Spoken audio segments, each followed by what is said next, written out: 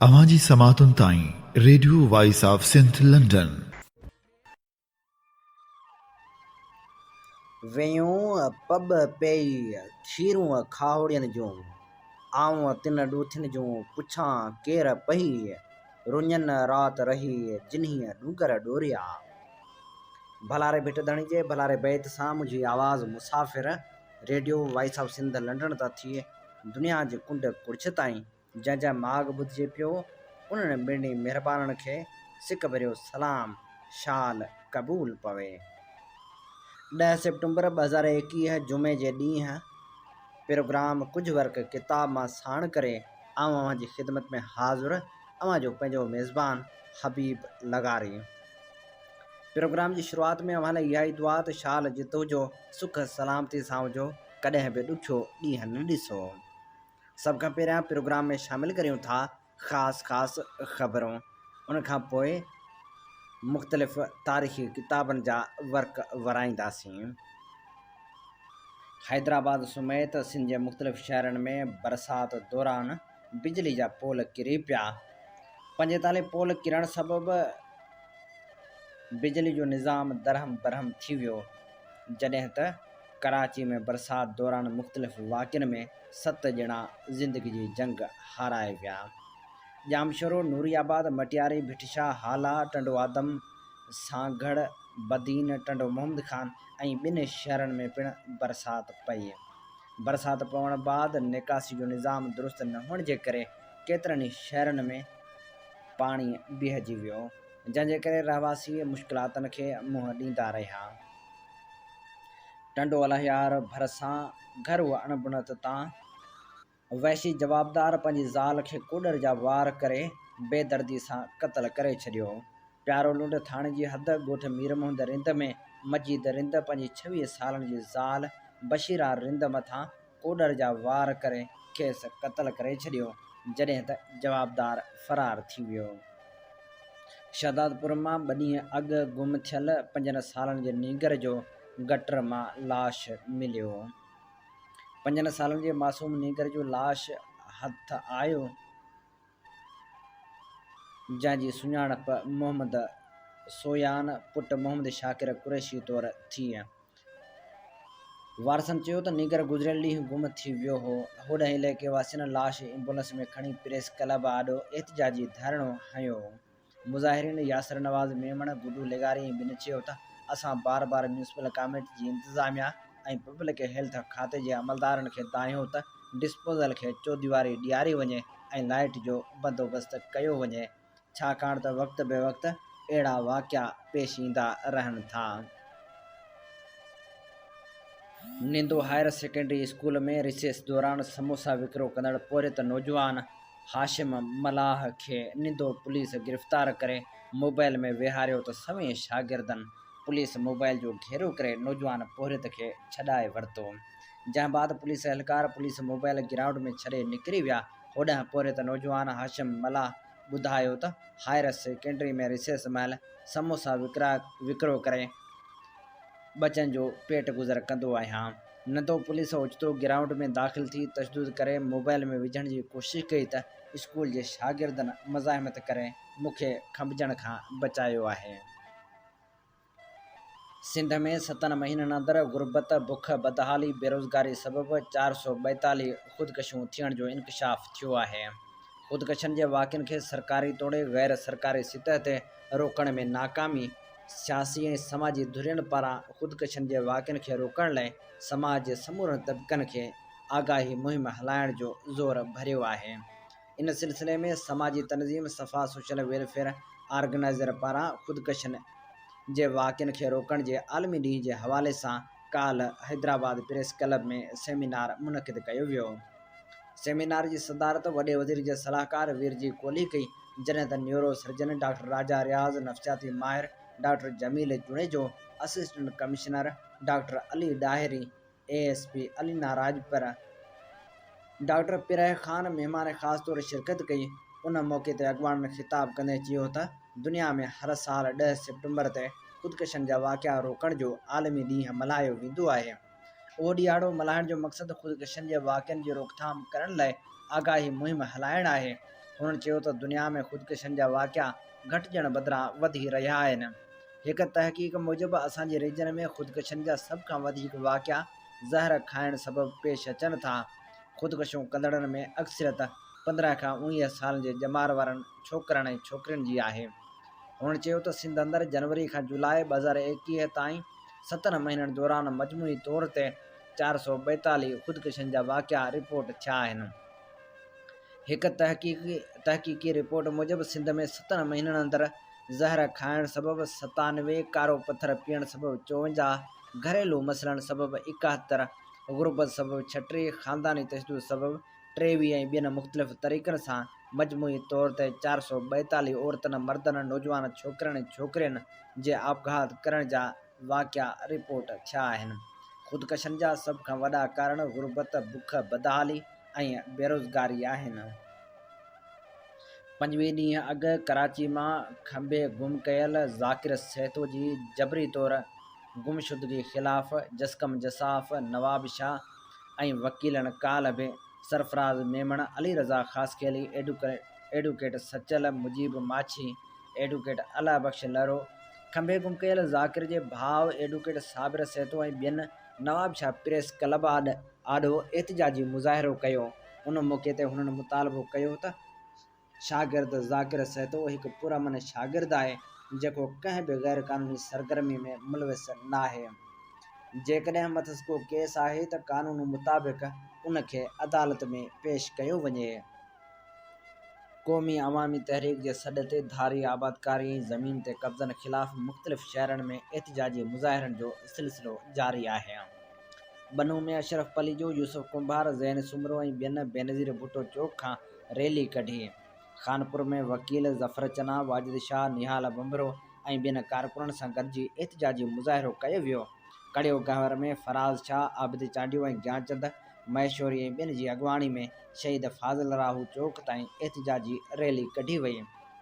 ॾहरकी में लुत्फ़ मियां, तराब sir, Abdul Hussain sir ऐं ॿियनि बि एहतिजाजी रैली कढी। इस्लाम कोट में सुभान बजीर, वकील शाहनवाज़ हिंगोरजो, दानिश परमार, परशोत्तम परमार ऐं राणे राठौड़ जी अॻवाणी में एहतिजाजी रैली कढी वई। ॿिए पासे क़ौमी अवामी तहरीक जे सरबराह अयाज़ लतीफ़ पलीजे पंहिंजे जारी कयल बयान में चयो त केतिरनि ई ॾहाकनि खां हिकु रथियल साज़िश हेठि सिंध जे माण्हुनि खे पंहिंजे हज़ारें सालनि जी तारीख़ी वतन में अक़लियत में तब्दील करण जे मनसूबे ते तेज़ी सां कमु थी रहियो आहे। सिंध हुकूमत फ़ौरी तौर वफ़ाक़ सां ॻाल्हाए अफ़गान पनाहगीरनि खे सिंध में आबाद करण खां वाज़ह इनकार करे ऐं अॻुवाट आयल पनाहगीरनि खे सूबे मां ॿाहिरि कढे, न त ॿीहर दहशतगर्दी थियण जो इम्कान आहे। ॾखण भरिसां नौजवान खे तशदुद करे क़त्ल कयो वियो।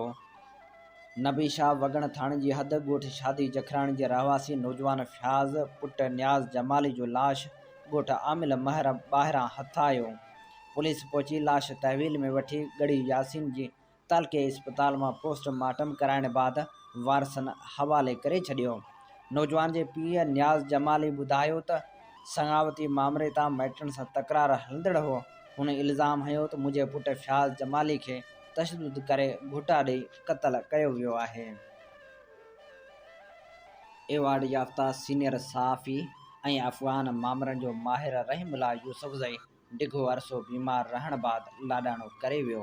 संस घर भातियुनि मूजिबि रहीमुल्लाह डिघे अरसे खां बीमार हो। संस जनाज़े निमाज़ अॼु ॾींहं जो 11 वॻे ज़मीर बांडा में अदा कई वेंदी। 10 सेप्टेम्बर 1954 ते जनम वठंदड़ रहीमुल्लाह अल-क़ाइदा जे सरबराह उसामा बिन लादन जो इंटरव्यू वठण बाद शोहरत माणी। उन्हनि कुझु सहाफ़ियुनि मां हो जिन तालिबान जे कारवायुनि खे रिपोर्ट कयो। 1995 में पाण कंधार वियो। हू कालम बि लिखंदो हो। उनखां अॻु अमेरिका जे टाइम मैगज़ीन लाइ बि कमु कयाई। जॾहिं त हू BBC उर्दू, BBC पश्तो जो नुमाइंदो बि रहियो। रहीमुल्लाह अफ़गानिस्तान ऐं उत्तर ओलह पाकिस्तान जे मामलनि जो माहिर सम्झो वेंदो हो। खेसि सहाफ़ती ख़िदमतनि जे एतिराफ़ में पाकिस्तान हुकूमत 2004 में तमग़ा इम्तियाज़ ऐं 2009 में सितारा इम्तियाज़ सां नवाज़ियो हो। सिंध हाई कोर्ट जे चीफ जस्टिस अहमद अली शेख खे नज़रअंदाज़ करण ख़िलाफ़ वकील तनज़ीमनि जे सॾ ते सॼे मुल्क में अदालतनि जो बाइकाट कयो वियो। इस्लामाबाद में सुप्रीम कोर्ट जी इमारत ॿाहिरां वकीलनि जे नुमाइंदा तनज़ीमनि आला अदलिया में जजनि जी मुक़ररी में सेनारिटी खे नज़रअंदाज़ करण ख़िलाफ़ एहतिजाज कयो। सुप्रीम कोर्ट ॿाहिरां थींदड़ एहतिजाज में सॼे मुल्क मां वकीलनि वॾे अंग में शिरकत कई। होॾहं ॾींहं जे शुरूआति दौरान अदालतनि जे बाइकाट सां थी ऐं वकील सुप्रीम कोर्ट ऐं ॿियनि अदालतनि में पेश न थिया, जंहिं सबबु केसनि जूं ॿुधणियूं बि न थी सघियूं। एहतिजाज जो फ़ैसिलो कराची में वकील कन्वेंशन दौरान कयो वियो हो, जंहिंजी मंज़ूरी पोइ वकील तनज़ीमनि जे हिकु इजलास में ॾिनी वई हुई। बार काउंसिल जो मौक़िफ़ आहे त जजनि जी मुक़ररी में सेनारिटी असूलनि ते अमल न पियो कयो वञे। सिंध हाई कोर्ट जे चीफ जस्टिस अहमद अली शेख खे सीनियर हुजण बावजूदि सुप्रीम कोर्ट में एडहॉक जज तौरु मुक़ररु करणु नाइंसाफ़ी आहे। मुख़्तलिफ़ वकील तनज़ीमनि जे सॾ ते एहतिजाज दौरान सिंध हाई कोर्ट जा अंदरियां दर ईंदड़ फ़रियादनि लाइ बंदि कया विया, जॾहिं त सिटी कोर्ट समेति ॿियनि मातहत अदालतनि में बि वकील अदालतनि में पेश न थिया। होॾहं लाहौर जे मातहत अदालतनि में बि जुज़वी हड़ताल थी ऐं हाई कोर्ट बार एसोसिएशन जे सदर रियाज़ुल हसन गिलानी जो चवणु हो त पाकिस्तान बार काउंसिल तरफ़ां हड़ताल जो सॾु ॾिनो वियो हो, जंहिं ते Lahore high court Multan bench में वकीलनि पिणु एहतिजाज कयो ऐं एहतिजाज तौरु अदालतनि में पेश न थिया। मौसमियात खाते पारां सिंध में सुभाणे ताईं बरसातनि जो इम्कान ज़ाहिर कयो वियो आहे।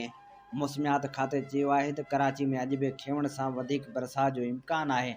ॿिनि पहरनि खां बरसात जो सिलसिलो शुरू थी सघे थो। मौसमियात खाते मूजिबि गुज़िरियल ॾींहुं सभिनी खां वधीक बरसात सरजाणी टाउन में 58 मिलीमीटर रिकॉर्ड कई वई। नॉर्थ कराची में 51 मिलीमीटर, जनाह टर्मिनल में 2.8, PF 20, फैसल 2, DH फेज़ 2 में 1.6, सैदी टाउन में 13.4 ऐं ओल्ड एयरपोर्ट ते 1.5 मिलीमीटर बरसात रिकॉर्ड कई वई। मौसमियात खाते अॻकथी कई आहे त बरसातनि जो इहो सिलसिलो सुभाणे ताईं जारी रही सघे थो। पीर जो ॻोठ में पसंद जी शादी तां हथियारबंदनि हमिलो करे PP अॻवान जी न्याणी अगवा करे विया। पलांद में ॿिनि औरतुनि खे रक्षा मां लाहे अगवा कयो वियो। पीर जो ॻोठ में बर्फ़ कारखानो पाड़े में PP जे मक़ामी अॻवान मोहम्मद इब्राहिम मंगरियो जे घर ते हथियारबंदनि हमिलो करे संस न्याणी काइनात मंगरियो खे अगवा कयो। उन दौरान मज़ाहिम ते हथियारबंदनि फायरिंग करे ॾिनी, जॾहिं त वाक़िए बाद सवें माण्हू गॾु थी विया ऐं शहर में ख़ौफ़ पखिड़िजी वियो। पलांद में ॿिनि औरतुनि ध्याणी कान्हर ऐं संस धीअ हाजाणी जेके रक्षा में वञी रहियूं हुयूं त खेनि अगवा कयो वियो, जंहिं खां पोइ सख़्तु छिकताण वारी सूरतहाल पैदा थी वई।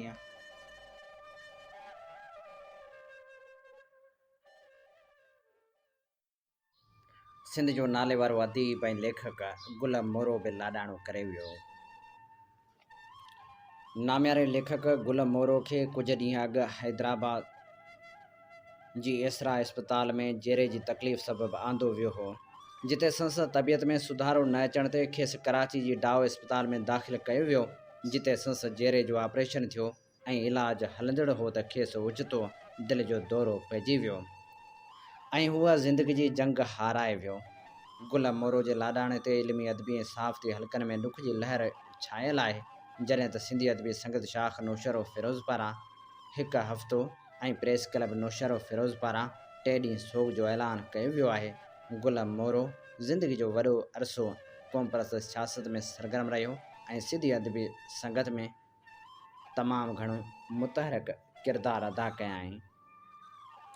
सागड़ सां वास्तो रखंदड़ बहितरीन शाइर ऐं रेडियो पाकिस्तान जो अॻूणो अनाउंसर ग़ुलाम रसूल निज़ामाणी बि कुझु अरसो बीमार रहण बाद लाॾाणो करे वियो। संस जनाज़ी निमाज़ बोबी भरिसां ॻोठनि नज़र मोहम्मद निज़ामाणी में अदा कई वई, जंहिं बाद खेसि अबाणे कब्रिस्तान में मिटी माउ हवाले कयो वियो। आख़िरी रस्मनि में नाम्यारे शाइर आसी ज़मीनी समेति वॾे अंग में रिश्तेदारनि ऐं ॻोठाणनि शिरकत कई। ग़ुलाम रसूल निज़ामाणी अनाउंसर तौरु रेडियो पाकिस्तान कराची तां शुरूआति कई। हूअ बहितरीन शाइर बि हो। ग़ुलाम रसूल निज़ामानी जे मशहूर कलामनि में नामियारे फ़नकार अयाज़ अली जे आवाज़ में रिकॉर्ड थियल ख़बर नाहे छो तूं करे वई जुदाई ऐं अव्हां जी नज़र में ख़तादार आहियूं, ख़ुदा जो कसम आहे वफ़ादार आहियूं शामिल आहिनि। तोड़े जो हूअ हाण असां में नाहे रहियो, पर संस कलाम हमेशह गूंजंदा रहंदा। अचो त प्रोग्राम में ॿुधूं था अयाज़ अली जे आवाज़ में ग़ुलाम रसूल निज़ामानी जो ख़ूबसूरत गीत। खबर नाहे छो तूं करे वे जुदाई, खबर नाहे छो तूं करे वे जुदाई, असां प्रीत पई थी प्यारा निभाई, खबर नाहे छो तूं करे वे जुदाई, खबर नाहे छो तूं करे वे जुदाई।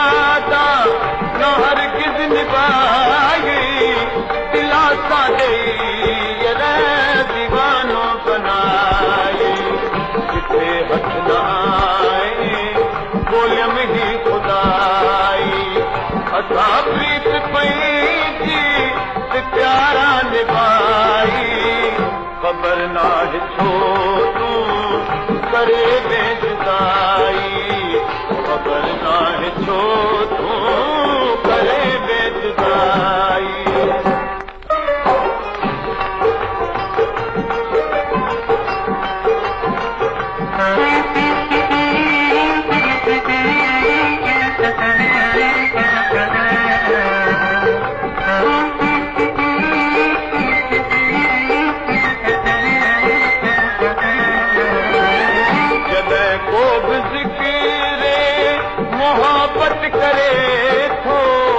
अंदर में मालक वॾो मचवरे थो, जॾहिं को बि ज़िक्र मोहबत करे थो, अंदर में मालक वॾो मचवरे थो, विसाइज अची जा अथी आग लाई, असां प्रीत पई प्यारा निभाई, खबर नाहे छो तूं करे वे जुदाई, खबर नाहे छो तूं करे वे जुदाई।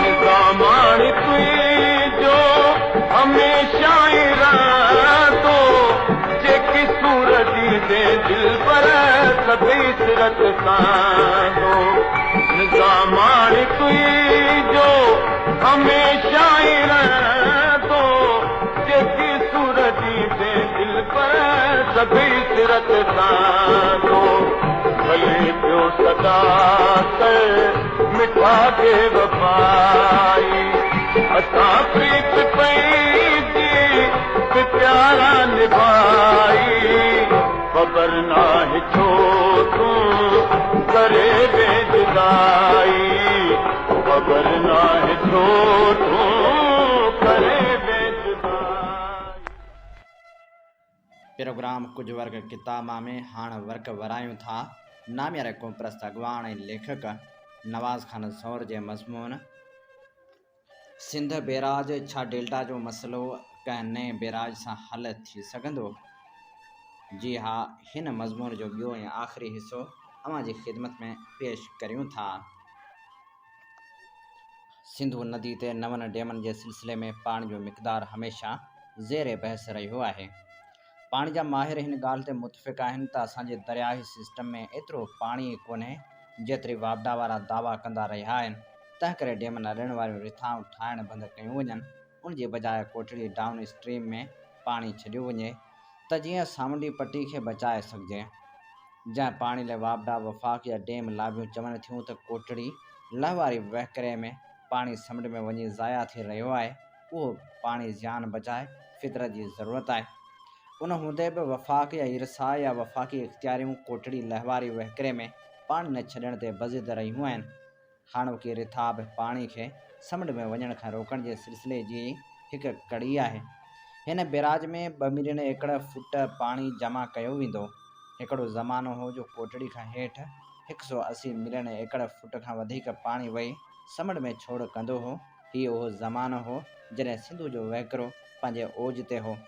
सिंध जो हिकु दानिश्वर लिखे थो, विरहाङे खां कुझु अॻु ताईं समुंड में छोड़ थींदड़ पाणी जो मिक़दारु 150 मिलियन एकड़ फुट हूंदो हो, पर सरकारी अंगनि अखरनि मूजिबि साल 2000 ऐं 2001 में उन्हीअ साॻिए दरिया जो समुंड में छोड़ माॻे ॿुड़ी 725 मिलियन एकड़ फुट हो। बाद में मंगला ऐं तरबेला डैमनि ऐं पंजाब पारां सिंधु ऐं उन जे भरतू नदियुनि ते बैराजनि ठाहिण ऐं नवनि कैनालनि कढण खां पोइ जीअं छोड़ जी तबाही थियणु शुरू थी आहे, तीअं सां अॼु सूधी जारी आहे। अटकल अध सदी खां इन रफ़्तार में जीअं पोइ तीअं वधीक तेज़ी ईंदी रही आहे। कोटड़ी बैराज खां हेठि पाणी जे वहकिरनि जे मिक़दार ते नज़र विझे थी त अफ़सोस विचां चप ॾंदे अचो वञनि। अचो त उन्हनि अंगनि अखरनि ते हिकु निगाह विझूं जेके कोटड़ी बैराज खां हेठि पाणी छोड़ जी सालवार सूरतहाल ॿुधाइनि था। कोटड़ी बैराज खां हेठि छॾियल सालियानो पाणी मिलियन एकड़ फुट में 1976 खां 2002 ताईं साल पाणी माफ़ 1976, 69 ॾहाई 80, 1977 में 30 ॾहाई 39, 1978 में 80 ॾहाई 6, 1979 में 29 ॾहाई 81, 1980 में 20 ॾहाई 1, 1981 में 33 ॾहाई 79, 1982 में 9 ॾहाई 68, 1983 में 45 ॾहाई 9, 1984 में 29 ॾहाई 55, 1985 में 10 ॾहाई 97, 1986 में 26 ॾहाई 90, 1987 में 17 ॾहाई 53, 1988 में 52 ॾहाई 86, 1989 में 17 ॾहाई 22, 1990 में 42 ॾहाई 34, 1991 में 53 ॾहाई 29, 1992 में 81 ॾहाई 49, 1993 में 26 ॾहाई 11, 1994 में 91 ॾहाई 86, 1995 में 62 ॾहाई 81, 1996 में 45 ॾहाई 45 ॾहाई 45, 1997 में 20 ॾहाई 74, 1998 में 35 ॾहाई 23, 1999 में 8 ॾहाई 84, 2000 में 0 ॾहाई 74, 2001 में 1 ॾहाई 92, 2002 में 2 ॾहाई 15। हवालो ANG अब्बासी जी सरबराही में जोड़ियल पाणी जे वसीलनि जी टेक्निकल कमेटी जी रिपोर्ट, तर्जुमो असलम ख़्वाजा, सुफ़ो नंबर 201 202। ॻाल्हि अञा हिते दंग कान थी करे अॻिते हलंदासीं त तिहाई वधीक ख़राब सूरत हाल ॾिसण में ईंदी। जीअं पोइ तीअं छोड़ में पाणी जो मिक़दारु घटिजंदो ई रहियो आहे। हिकु नज़र बाद वारनि सालनि ते था विझूं। कोटड़ी डाउन स्ट्रीम में पाणी जी सालवार वहकिरे जो मिक़दारु मिलियन एकड़ फुटनि में साल 2003 खां 2018 ताईं।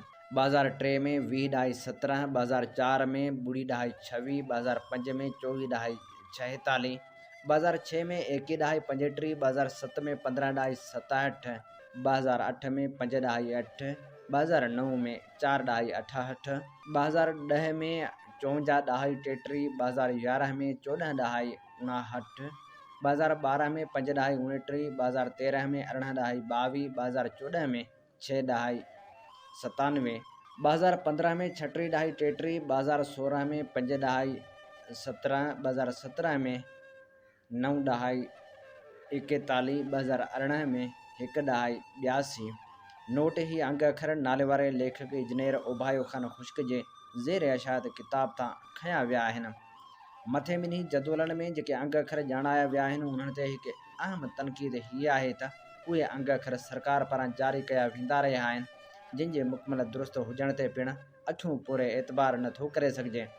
हक़ीक़त में पाणी जो जेको मिक़दार मथे ॼाणायो वियो आहे, हेठि छॾियल पाणी जो असल मिक़दार उनखां काफ़ी हद ताईं घटि रहियो आहे।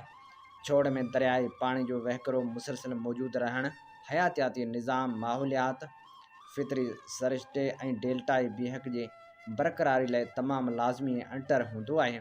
उन समूरे सरिश्ते में पाणी जी फ़िक्री ला चाढ़ जा पंहिंजा कुदरती क़ाइदा ऐं नेम आहिनि जेके ख़ुदकार नमूने कमु कंदा रहनि था।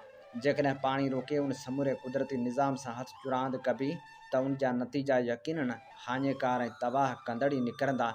दुनिया जे किन डेल्टाउनि जी तबाही उन गैर ज़रूरी ऐं हबची हथ चुराण जो नतीजो आहे, जंहिंजो हिकु पधिरो ऐं वॾो मिसाल सिंधु जो छोड़ आहे। उन तबाही खां बचण जो रस्तो वरी बि सिंधु नदी में हर रोज़ पाणी जो वहंदो रहण ई आहे। ख़ुदि साल 1991 वारे पाणी ठाह जी शक नंबर 7 में असूली तौर ते क़बूल कयो वियो आहे त कोटड़ी बैराज खां हेठि डेल्टा में पाणी छॾियो वेंदो, जंहिंमें 10 मिलियन एकड़ फुट पाणी छॾण जी ॻाल्हि कयल आहे। तंहिं हूंदे बि उन में पाणी जो मिक़दार तइ करण लाइ इबियास कराइण जी ॻाल्हि कई वई आहे। उहा अलॻि ॻाल्हि आहे त वफ़ाक़ी सरकार हेसि ताईं अहिड़ो इबियास कराइण खां भॼंदी रही आहे। कुझु ख़बरूं इहे बि आहिनि त अहिड़ो हिकिड़ो इबियास कराए हेठि पाणी छॾण जो मिक़दार 8.6 माफ़ ते बीहारियो वियो आहे। अलबत्ता उन ॾस में का सरकारी पधिराई अञा साम्हूं कान आंदी वई आहे। ॿिए तरफ़ अणधुरियल पाणी माहिरनि पारां हिन ॻाल्हि ते ज़ोर ॾिनो वियो आहे त इंडस डेल्टा जी बहाली लाइ दरिया में कोटड़ी खां हेठि रोज़ानी जे बुनियादनि ते वहिकिरो मौजूदु हुजणु लाज़मी आहे। जीअं आउं भुलिजा नथो त IUCN जे हिकु इबियास में डेल्टा लाइ सालियानो 27 मिलियन एकड़ फुट पाणी छॾण जी ॻाल्हि कई वई आहे। कुझु माहिरीन ख़्याल जा आहिनि त घटि में घटि पाणी बि 35 माफ़ पाणी सिंधु में हर साल छॾणु निहायत लाज़मी आहे। उहा छोड़ जी निहायत वॾी घुरिज आहे। ॿी सूरत में डेल्टा खे सारियो ई न ऐं हिकु भयानक राङे जो इंतज़ारु करियो। हिकु ॿी रिपोर्ट मूजिबि सिंधु डेल्टा जी बहाली लाइ उन में सालियानो 25 खां 35 मिलियन एकड़ फुट पाणी छोड़ करण जी अणट ज़रूरत आहे। हवालो रूफ़िन इब्राहिम सिंधु नदी खे ज़िंदगी ॾांहुं कीअं मोटाइजे, पाणी ॾियो। इंटरप्रेस सर्विस 21 अगस्त 2019। हाणे जॾहिं मथियन अंगनि अखरनि जी रोशनी में पाणी जी मौजूदगी ऐं डेल्टा जे घुरिजनि जी सूरत हाल खे ॾिसिजे थो त ख़बर पवे थी त हिन बैराज जी केतिरी ऐं कहिड़ी ज़रूरत आहे। हीउ बैराज घटि में घटि डेल्टा जी बहाली में त ज़रो बि मददगार न थी सघंदो। ज़ाहिर आहे त जेका रिथा पाणी रोकींदी हुजे उहा डेल्टा जी बहाली में कंहिं बि तौरु किरदारु अदा करे नथी सघे। जॾहिं त ज़रूरत हिन ॻाल्हि जी आहे त पाणी जी मौजूदा सूरत हाल में बि हर साल घटि में घटि 55 मिलियन एकड़ फुट या उन खां बि वधीक पाणी समुंड में लाॻीतो छोड़ थियणु घुरिजे, जंहिंसां डेल्टा जी चङी पर बहाली मुमकिन थी सघे थी ऐं माहौलियात, इकोसिस्टम, आबी जीवत ऐं हयातियाती रंगारंगी जो बचाव थी सघे थो। उन सां ई सिंध जो जर ज़हरीले असर मां निकिरी सघंदो ऐं सामुंडी कंधी जी खाध रुकिजी सघे थी। इंडस डेल्टा खे 5 नवंबर 2002 ते रामसर साइट करार ॾिनो वियो आहे। अटकल 6000 चौरस किलोमीटरनि ते पखिड़ियल हीउ वसीअ डेल्टा दुनिया जो निहायत सुहिणो ऐं हयातियाती रंगारंगी सां बिना भरपूर डेल्टा आहे, जंहिंमें सिंधु नदी जो वात 200 किलोमीटरनि में समुंड जा चप चुमंदो हो। हिन में 6 लख हेक्टरनि ते तमर जा ॿेला पखिड़ियल हुआ, जेके ज़माने जे सितमनि में सड़ी हाणे रुॻो 1,29,000 हेक्टरनि ते वञी बचा आहिनि। तमर जा वण उठनि, रिढनि ऐं ॿकरियुनि जो चारो पिणु आहिनि। साॻिए वक़्तु उहे झींगनि या साननि ऐं पली जे नसली अफ़ज़ाइश जो मर्कज़ पिणु आहिनि। साना तमर जे घाटाण में वधनि वीझनि था। आनियारो पलो सुपर में मथे हलंदे जॾहिं आनी तपरे थो त उन जा आना तमर ऐं ॿियनि ॿूड़नि जे पाड़नि में वञी सांतिका था थियनि, उते ई उन्हनि जे फोटाण थिए थी। तबाह रुगो तमर जा सामूंडी ॿेला न थिया आहिनि पर ख़ुदि कचे जा ॿेला पिणु तबाही जे वर चढ़ी विया आहिनि। कोटड़ी खां हेठि कचे जे ॿिन्ही कंदियुनि सां अटकल 2,71,000 एकड़ ज़मीन आहे, जंहिंमां लॻभॻि 95,000 एकड़नि ते ज़राइत थींदी रही आहे ऐं 1,80,092 एकड़नि ते ॿेला रहिया आहिनि। सन 1960 वारे सिंध तास मुआदे खां पोइ उहे ॿेला जीअं तबाह थियणु शुरू थिया त वरी सह लिंगे न थिया आहिनि। ॿेलनि जे ख़ात्मनि सां गॾु झंगली जीवत ऐं पखियुनि जा मुख़्तलिफ़ नस्ल पिणु तबाह थी विया आहिनि। हिननि ॿेलनि में फाड़ो तमामु वॾे तइदाद में हो जेको हाणे नायाब थी वियो आहे। हरण, गिदड़, लोमड़, साह ऐं ॿिया झंगली जानवर पिणु ख़तमु थी विया आहिनि। साॻी भयानक हालत मासूम पखियुनि जी आहे, जिन जा नस्लनि जा नस्ल हाणे ॻोल्हियो बि कोन था लभनि। इंडस डेल्टा हयातियाती गूनागूनी जो हिकु तमामु वॾो मिसाल आहे।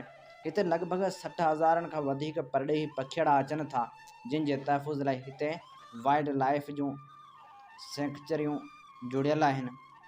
ही माॻ हयातियाती हुस्नाकी सां गॾु ग़िज़ाई क़ुवत सां पिणु शर्मसार आहे। उहो न रुॻो आबी जीवत, पखी पखड़नि, जीतनि, जणियुनि, झंगली जीवत ऐं चौपाए माल, पर पंहिंजे माण्हुनि खे पिणु पाले थो।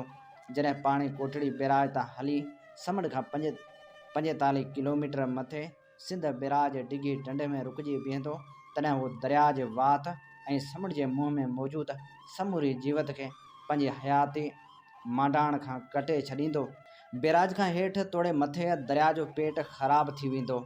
बैराज खां मथे तोड़े हेठि किनारनि जे ॿिन्ही पासे कचे में मौजूदु ज़राइत ख़तमु थी वेंदी। कचे ऐं पके वारे बंदनि जे भरपासे वारी आबादी खे लॾ पलाण करणी पवंदी। ॿेला बि ॿिन्ही पासे तबाह थींदा। तमर जा ॿेला त ख़ासि तबाही जे वर चढ़ंदा। पली ऐं सानण समेत मच्छी जूं मुख़्तलिफ़ जिन्सूं नस्ली बर्बादी जो सख़्तु शिकार थींदियूं ऐं पले जे बचण जी टके आने वारी उमेद बि पूरी थी वेंदी। पखी पखड़नि ऐं ॿी आबी जीवत ते जेके असर पवंदा उहे निहायत भयानक हूंदा। अहिड़े नमूने हीअ अमूल माणक रामसर माॻ तबाह थी वेंदो।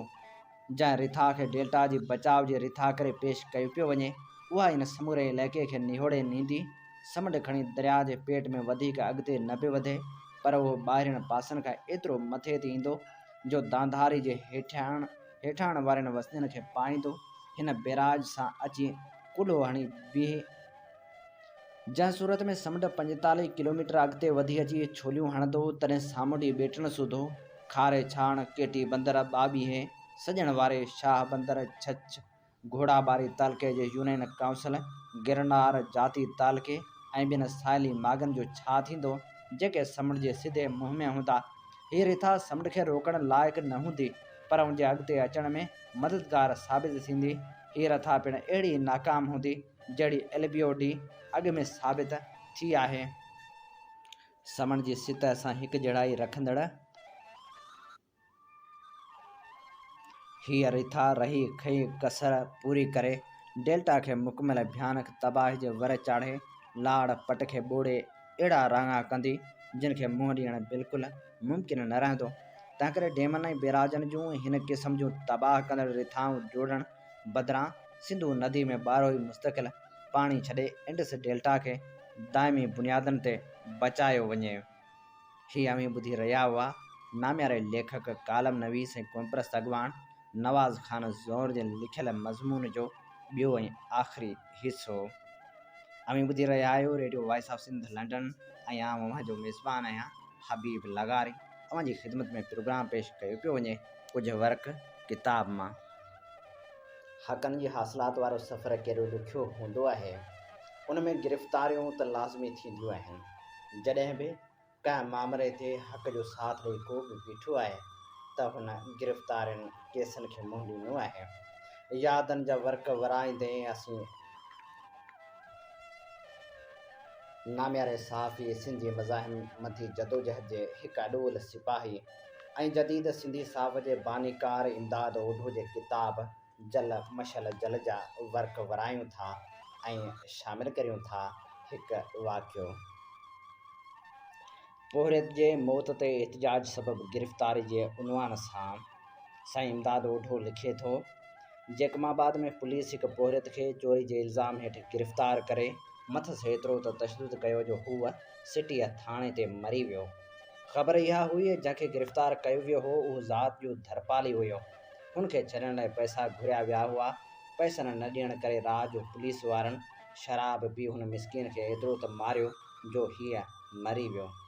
असांखे ख़बर पई त असां शागिर्दनि गॾिजी अहिड़े ज़ुल्म ऐं ज़्यादती ख़िलाफ़ एहतिजाज कयो। संस लाश समेत सॼे शहर में जलूस कढियो वियो। पुलिस ख़िलाफ़ शहर एहतिजाजनि बंदि थी वियो। नाहक क़तल थियल मिसकीन पोरे जे जनाज़े निमाज़ में हज़ारें शहरियुनि शिरकत कई। पुलिस शागिर्दनि जे ख़िलाफ़ ऑपरेशन करे अज़ीज़ अबड़े, रहीम बख़्श, उमराणी ऐं ॿियनि कुल 8 ॼणनि खे गिरफ़्तार करे वरितो। मां दोस्तनि खे छॾाइण लाइ सिटी थाणे ते वियुसि।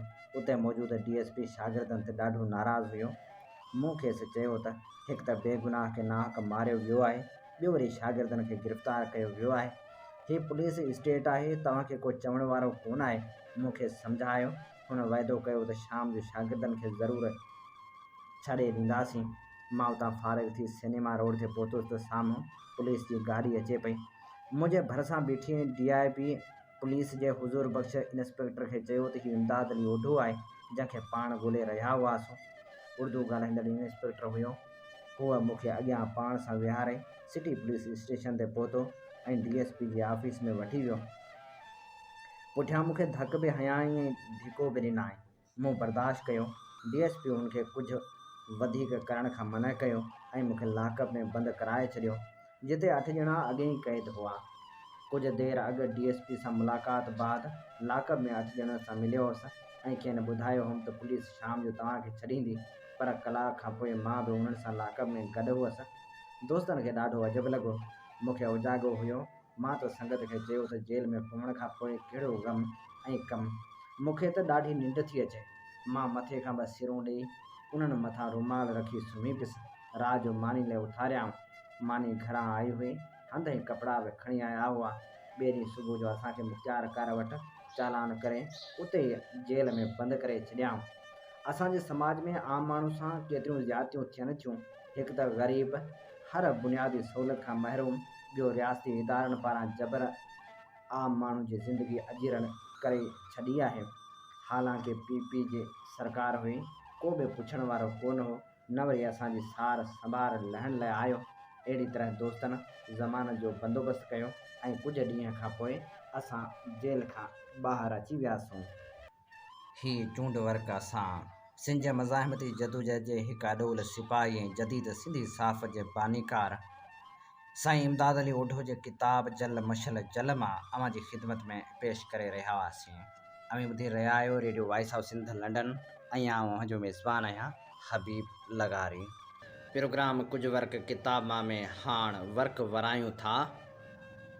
नामियारे लेखक, सहाफ़ी, कालम नवीस ऐं नावल निगार सिराजुल हक़ मेमण जे किताब मरण मूसी आवजा हिन तारीख़ी नावल जी अवां जी ख़िदमत में पेश करियूं था 22वीं क़िस्त।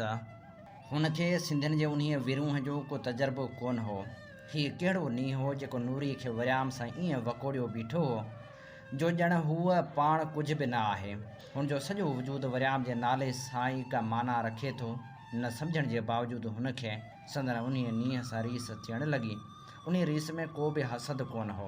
हुन सोचियो जेकॾहिं इंसान में अहिड़ो प्यारु, अहिड़ो नींहुं मुमकिन आहे त पोइ तातारियुनि, कंधारियुनि, अरगूननि ऐं मुग़लनि जे वहशी ज़ुल्म ऐं बेदाअ जे बावजूदु इंसान ज़ात में एतबार क़ाइमु रही सघे थो। हुनखे हुन नूरी ते बि प्यारु अची वियो। अहिड़नि निज निबार सचनि जज़्बनि ते प्यारु अची वियो। भला जे तुंहिंजे वरियाम खे शाही किले जे तह खाने मां बचाए ॾेखारियां त मोट में छा ॾींदे। हुन कुझु सोचींदे चयो त पोइ आउं सॼी ॼमार तुंहिंजी ॻोल्ही थी गुज़ारींदुसि। मूं वटि त रुॻो पंहिंजो पिसाउ आहे, सो जेकॾहिं तुंहिंजे कमु अची वञे त वॾा भाग सम्झंदुसि। पर छा उहा थियणी थी सघे थी? हू वरी मायूस थी वेठी।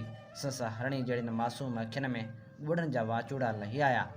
शहनशाह हिंद लाइ मोकिलियल ख़ासि कनीज़ जी ख़िदमतगार कनीज़ जी हैसियत में समूरियूं मुग़ल बानियूं पियूं हुनजे अॻियां पोयां फिरंदियूं हुयूं। हुननि नूरी खे अखियूं ॾिठो हो ऐं हुननि खे इहो त यकीन थी वियो हो त जेकॾहिं शहनशाह नूरी खे ॾिठो त पोइ पके पक हुनजो ई थी रहंदो। ऐं कहिड़ी ख़बर त निकाह विझी खेसि पंहिंजी नई मलका बणाए छॾे। हुनजे लाइ त संस अनारकली नए सिर जेरी थी पवंदी।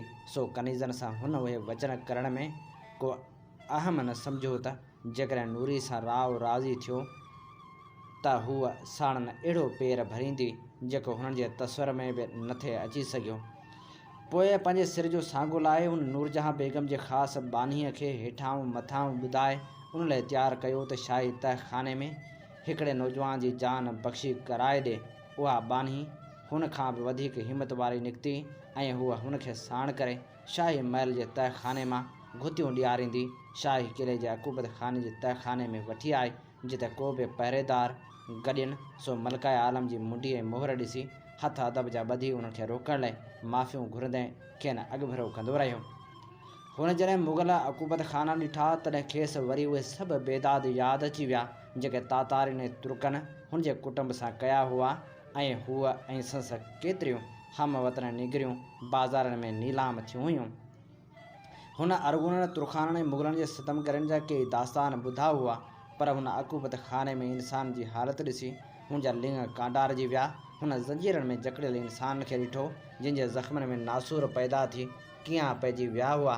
हुन संगरनि में सोघा जुवान ॾिठा जिन जे अखियुनि में ततल सीखूं घुमाए खेनि ॾींहं जी सुवाई ऐं नूर खां महरूम कयो वियो हो ऐं संदसि अखियुनि बदिरां रुगो मांस जा लूथड़ा ऐं चुग हुआ जिन मां पीली पीली पाणियाट वही संदन गलनि ते सुकी तड़फ़ तड़फ़ थी वेई हुई। हुन गभरू जुवान ॾिठा जिन जा उज़वा कपे खेनि उघाड़ो करे उबतो टंगे छॾियो हुआऊं। मुख़्तलिफ़ अकूबत खाननि मां चीटनि ऐं रड़ियुनि जे पड़ाड़नि हुनखे कंबाए धोॾे छॾियो ऐं हिकिड़ो भेरो वरी हुनजे रूह में सुतल नफ़रत जागी पई।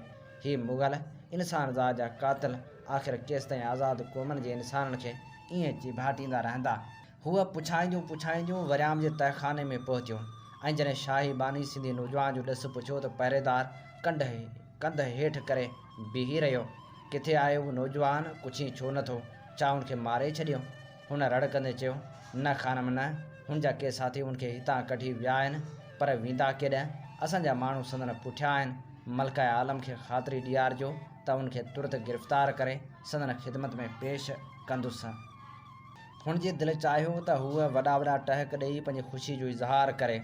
सिंधियुनि वरी उहो साबित करे ॾेखारियो आहे त उहे शींहं जे पिंजरे मां बि आज़ादी हासिल करे सघनि था।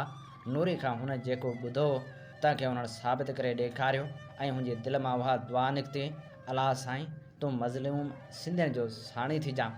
हूअ तकड़ियूं महल में मोटी आयूं ऐं जॾहिं हुन नूरी खे सरबस्ती ॻाल्हि करे ॿुधाई त नूरी उथी खणी भाकुर विधुसि। संस अखियुनि मां ॻोढ़ा लड़ी संस चोली खे पुसाईंदा रहिया, पर संस मुंहं जे चहक मां हू हुनजे दिलि जो हाल सम्झी वई। घड़ी लाइ नूरी हुनखे भाकुर में भेड़े संस छाती में मुंहुं लिकाए लुड़क लाड़ींदी रही ऐं पोइ सुॾका भरींदे चयाईं, अलाह साईं नेठि मुंहिंजी बि ॿुधी शर अलाह सिंध जा वण ॾेखारियसि, मूंखे न ॾेखारियईं त आउं घोरियसि। हूअ वरी हाल में मोटी आई।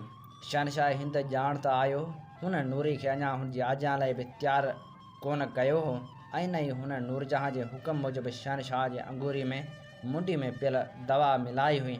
माह बेगम खे सम्झाए वेई हुई त उहो महलूल पीअण खां पोइ शहनशाह अघोर निंड में पइजी वेंदो ऐं पोइ हूअ पाणे खेसि खणाए वेंदी। हुन हिकिड़ी नज़र वरी नूरी ते विधी। हीअ फ़रिश्तनि जहिड़ो पाक ऐं मासूम हुसन फ़क़्ति हुन लाइ हिकु अयाश बादशाह जी इशरत जो सामान बणिजंदो। जो उहो हुसन ग़ुलाम आहे, छा ग़ुलामी जो उहो ई नसीबु आहे? आउं बि ग़ुलाम आहियां, हीअ बि ग़ुलाम आहे। हुनजो मूं ते को बि हक़ु कोन्हे। मुंहिंजे अंदर जी नफ़रत केॾांहुं वेई जंहिं शख़्स जे ज़ालिम अबनि ॾाॾनि जे करे मूं जहिड़ियूं हज़ार मासूम निगरियूं बाज़ारनि में नीलाम थियूं ऐं ग़ुलामी जे ज़ंजीरनि में जकड़ियूं वियो। तव्हांखे आउं ही ग़ुलाम पर मलूक ते हुसन ईअं पेश करे ॾियां ॼण आउं बि ज़ुल्म जी कुटण ऐं धोती आहियां। हुनखां छिरक निकिरी वियो। हुन बग़ावत जे चिणकनि जो हुन कॾहिं बि क़दुरु न कयो हो, पर हाणे उहे चिणकूं भंभट बणिजी हुनजे रूह खे साड़े रहियूं हुयूं।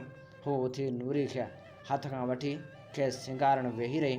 नूरी हैरत मां हुन में ईंदड़ तब्दीली खे ॾिसंदी रही। सेकर शहनशाह अचण वारो हूंदो, देरि थी वेंदी। हुन सिंगारियल नूरी खे ॾिठो त वरी हुनजी हिमत जवाबु ॾेई बीही रही। न, हीअ हुसन त ख़ुदा जी तख़लीक़ आहे, उनखे मोह जे भाकुर में ॾियण जो मूंखे कहिड़ो हक़ु आहे? हीअ सिंधी निगर हिन राणी जी पोशाक में त कैनात जी मलका थी लॻे, जंहिंजे अॻियां त नूरजहां बेगम जहिड़ियूं राणियूं बि बानियूं थियूं लॻनि। अलाह हुन जूं अखियूं त उन्हनि में रोशनी उन सुबुह जी रोशनी आहे जंहिंजो कसम पाण अलाह साईं खंयो आहे।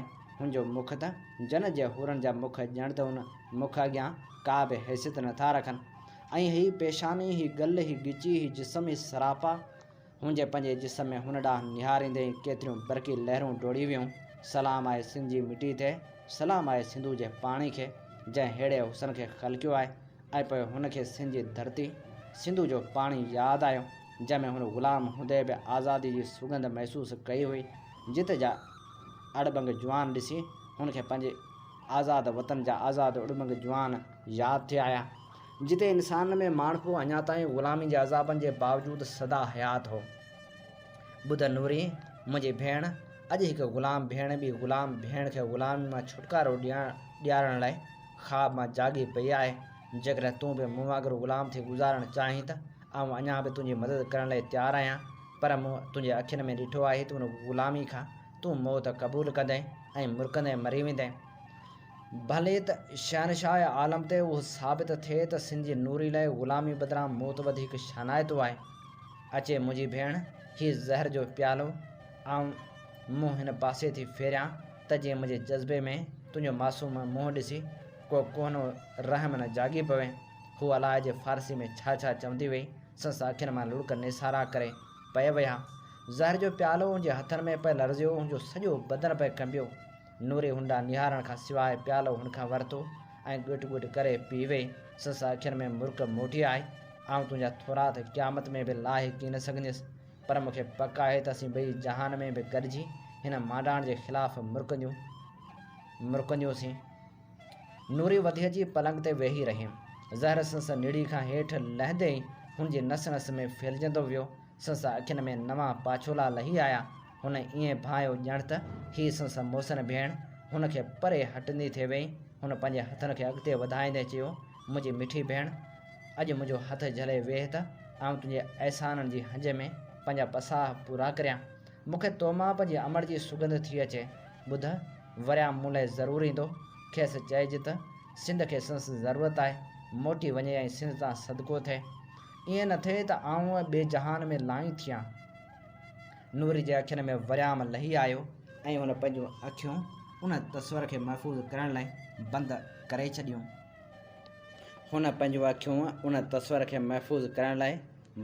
छॾियूं। ऐं घड़ी खां पोइ हुन हिकु ऊन्हो साह खंयो ऐं संस पसाह जी डोर टुटी पई। हुन जा हथ कनीज़ जे हथनि में ढिरकी पिया। हुनजे मुंहं ते अञा ताईं अहिड़ी मुर्क हुई जंहिंखे महसूसु करण लाइ हुन संस चपन ते हथ फेराए खणी पंहिंजे अखियुनि ते रखियो।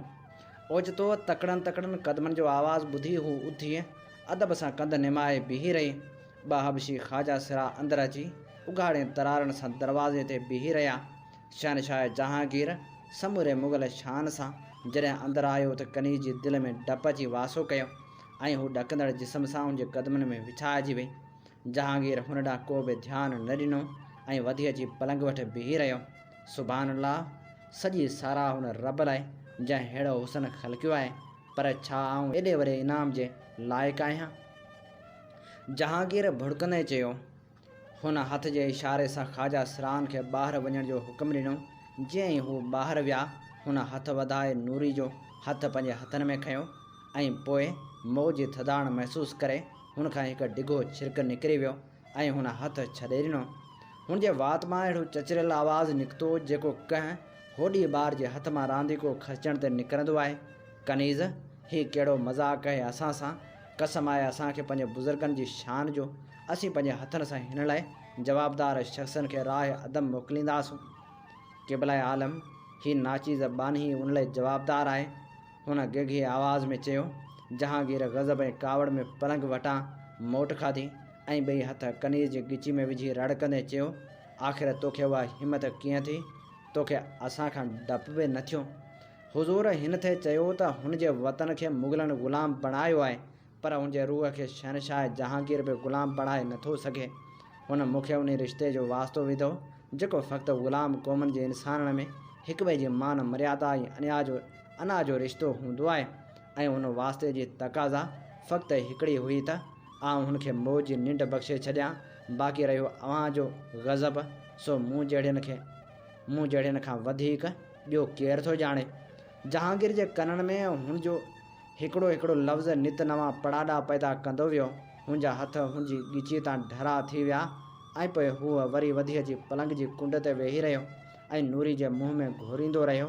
पोइ हू उमालक उथियो ऐं चादर जो पलांज़ छिके हुन नूरी जे मुंहं ते विझी छॾियो ऐं तकिड़ो तकिड़ो ॿाहिरि निकिरी वियो। हीअ असां अव्हां जी ख़िदमत में पेश करे रहिया हुआसीं नामियारे नावल नवीस कहाणीकार ऐं सहाफ़ी सिराजुल हक़ मेमण जे मज़ाहमती नावल मरण मूसियाव जी 22वीं क़िस्त।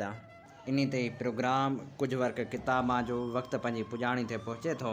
पंहिंजे मेज़बान हबीब लगारी खे इन साॻी दुआ सां ॾींदा इजाज़त। वसे भिट तुंहिंजी भलारा सदा सदा देस परदेस सारा वसन। कॾहिं सींद सिंजी न मेरी थिए, कॾहिं मोड़ कंहिंजा न मुरझाए अचनि।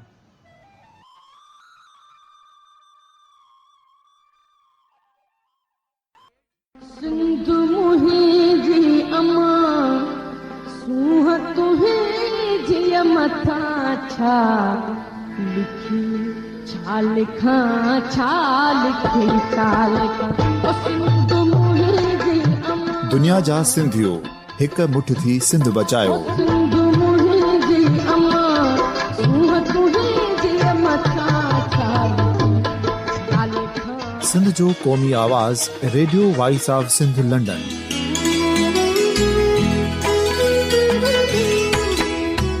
Radio voice of Sindh London पंहिंजी नशरियात में सिंध जी सियासत, समाज, इक़्तिसादियात, तारीख़, क़ौमी उमंगुनि ऐं इख़्लाक़ियात मुतलिक़ सिंध जी हक़ीक़ी तर्जुमानी कंदे प्रोग्रामनि खे असराइतो बणाइण लाइ सिंध जे घण घुरनि ऐं धरतीअ सां प्यार कंदड़ अदीबनि, दानिश्वरनि, सहाफ़ियुनि, उस्तादनि, वकीलनि ऐं हर तबिके जे मानवारनि सजणनि खे सिंध में शऊरी इनक़लाब लाइ सहकार जो सॾु ॾियूं था। अचो त गॾिजी सूफ़ियुनि ऐं संतनि वारी सिंध जो ओज हिकु मुठ थी वरी वापसि आणण वारे सफ़र जा साथारी बणिजऊं।